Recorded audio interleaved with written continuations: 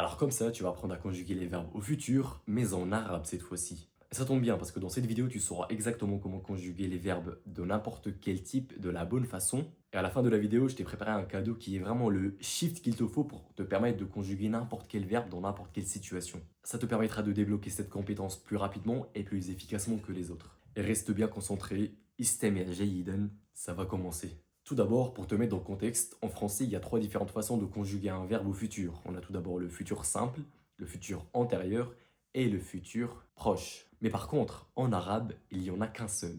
Facile, n'est-ce pas? On l'appelle al-mustaqbal et on va l'appliquer sur trois verbes pour que tu puisses comprendre. Et en plus du bonus à la fin, je t'ai préparé un exercice extrêmement simple qui te permettra de pratiquer, c'est-à-dire de mettre en pratique ce que tu as appris lors de cette vidéo et de voir si tu as compris. Commençons directement par le verbe yata'allamu. Le verbe yata'allamu qui signifie apprendre en français a cette conjugaison suivante. On a par exemple ana qui veut dire je en français qui donne sa'ata'allamu.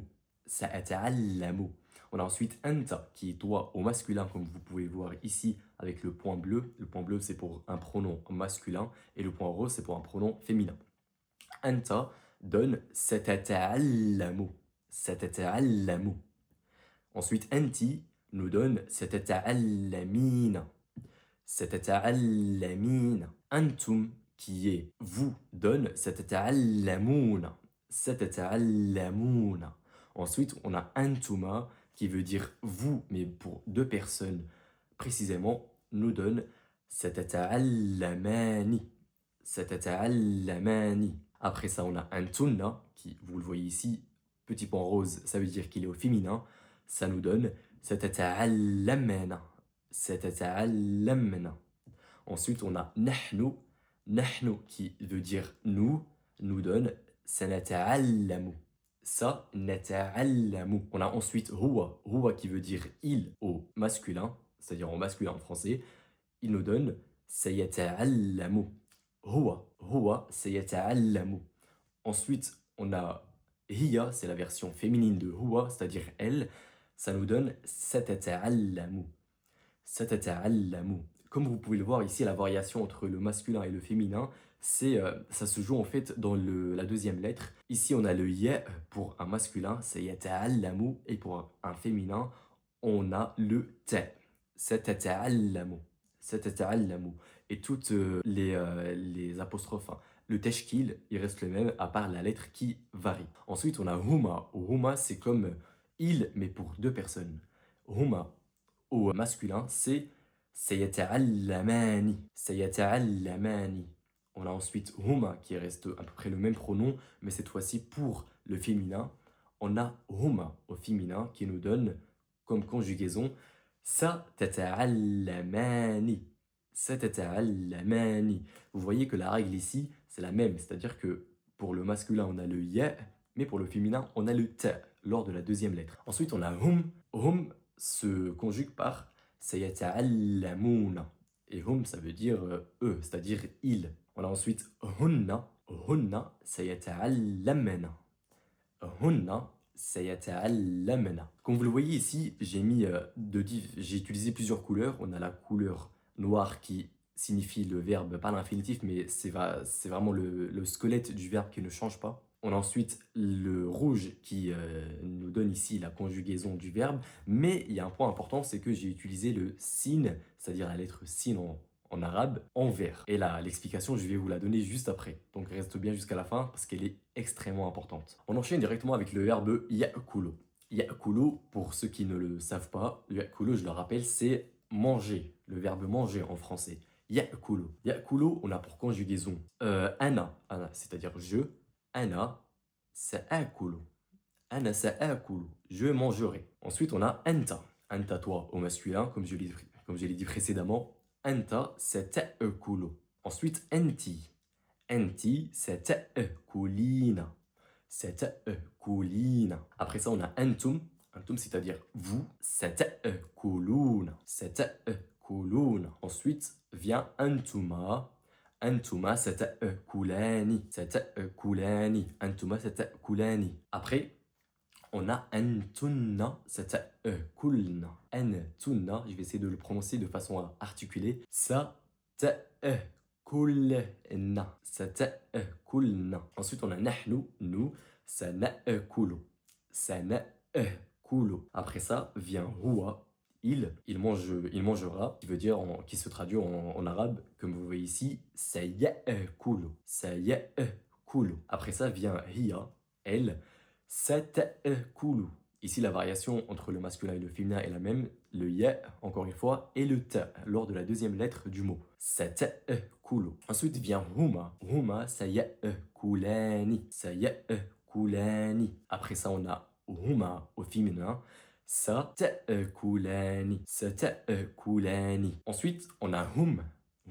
Ils, سَيَأْكُلُونَ. Ils mangeront. Après ça, on a hunna, سَيَأْكُلْنَ. Je vais essayer d'articuler encore une fois. Hunna, سَيَأْكُلْنَ. Très bien.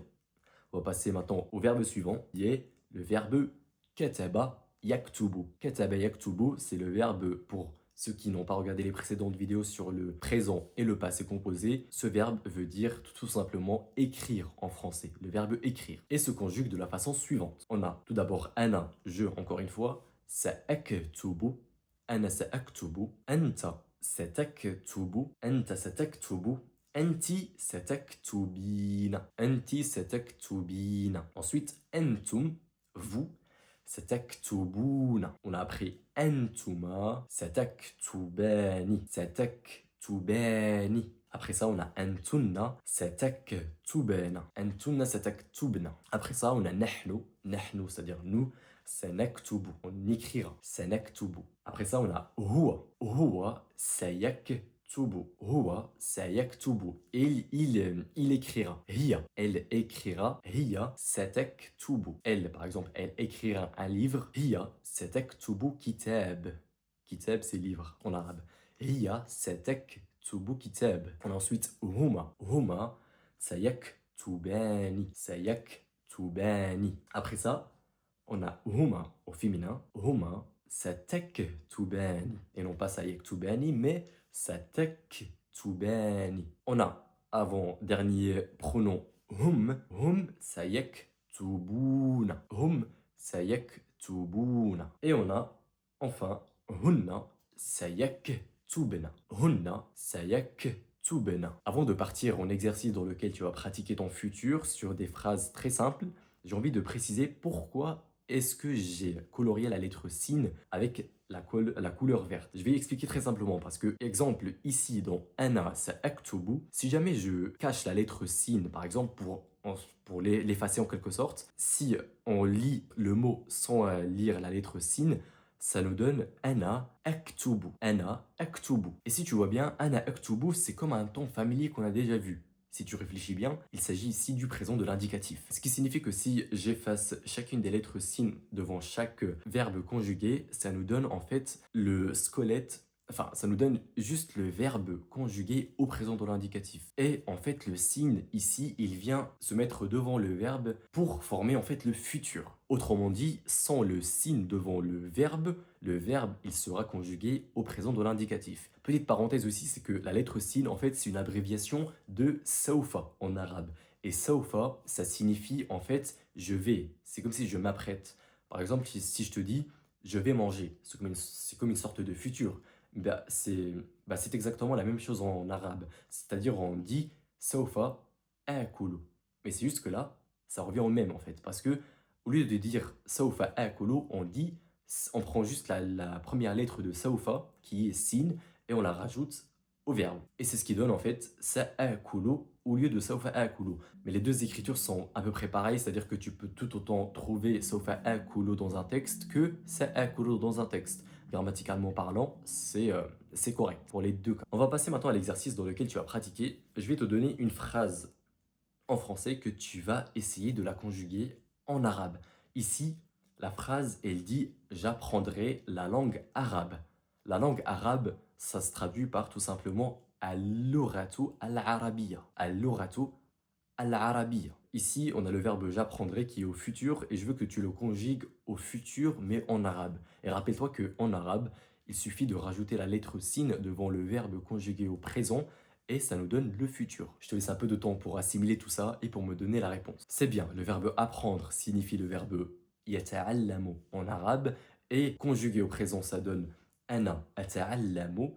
Et comme on a dit, on rajoute la lettre sin devant le verbe conjugué au présent, ça donne أنا سأتعلم. Et qui nous donne سأتعلم اللغة العربية. Ensuite, exercice suivant, on a la phrase je mangerai après. Je mangerai qui est conjugué au futur, je mangerai après. Après, en arabe, se traduit par ba'da qalil. Se traduit par deux mots en fait, c'est ba'da qalil. Et mangerai, c'est le verbe ya'kulu. Je te laisse un peu de temps pour regrouper toutes ces informations et pour formuler tout ça. Et on se retrouve juste après. Je vais boire. J'espère que tu as trouvé. Et très bien, ça nous donne sa'akulu ba'da qalil. Sa'akulu ba'da qalil. Comme tu as pu le remarquer, ba'da dhalik. J'avais dit ba'da qalil qui traduit après. Et bien, figure-toi qu'il y a différentes façons de traduire. Et ici, l'exemple, c'est ba'da dhalik. Ça revient exactement au même et on peut l'utiliser dans la même situation. Sur ce, mon ami, j'espère que la vidéo t'a été utile et que tu as pu pratiquer à la fin de l'exercice et que tu as eu juste. Sur ce, la vidéo prend à sa fin. Je te dis à très bientôt sur une nouvelle vidéo. Et prends soin de toi et révise ton arabe. Allez, ila al-liqa. Assalamu alaikum.